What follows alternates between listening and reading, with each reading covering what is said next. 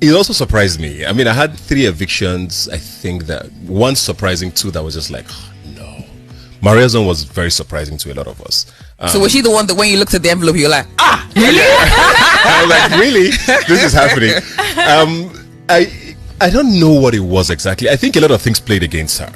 So she started out the show. She was probably White Money's best friend in the first 2-3 days. Right, White Money was starting to look like a favorite at the start. I mean, at the start, we didn't really know if he was going to win or anything. I knew White Money was going to win. Him. Yeah, I knew I knew he was going to win. I thought she would be for us, behind seeing things from behind the sines, it wasn't as blatant as like Leko at the start.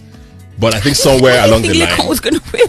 No, we on the show last year we knew he, like day 3 we knew he had won. What makes you know these things?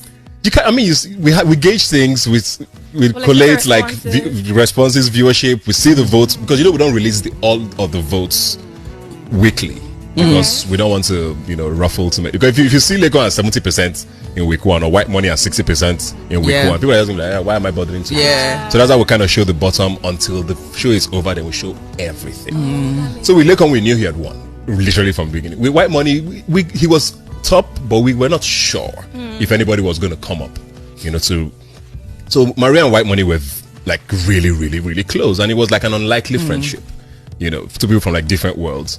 And then Pere came into the picture, and Pere was like the villain of the season. That's what. So and then Maria like sort of aligned with Pere, right? And then White Money started looking like the victim to the viewers, and viewers started liking him more. Card. And then when Maria left, White Money wasn't up. I think, if I'm getting it right, there were other people up, and there was this whole White Money's enemies must go that happened online. Besides the fact that the other people who survived we also really loved. I think it was Cross was up, Queen I think was up as well. Queen and White Money were like 5 and 6. So there was this whole these people must go. People literally voted a lot more that week than even when White Money was up sometimes, just so that his enemies because she was aligned with Pere or something. That happened. But also, I think she was. There's a thing with, like you said, okay, she looked a certain way. People like their girls like that to just be dainty in the corner. She was very opinionated. Everybody, right. So many people have said that if you want to be the last girl standing in Big Brother, you have to have a certain look. You got to be curvy. That was the perception. You got to be curvy. But they also didn't like the fact that she was too opinionated, I think, and not in the way the viewers wanted. She said her mind. She fought when she needed to fight, and maybe fought with people they didn't want her to fight with. So I think it was her personality also maybe rubbed people off the wrong way. It surprised us because that's content for a lot of people. I thought she was going to be there till the end. I wanted her to be there till the end. I thought she was. You need that dynamic in a show like this, really for this season where there was a lot of safe players.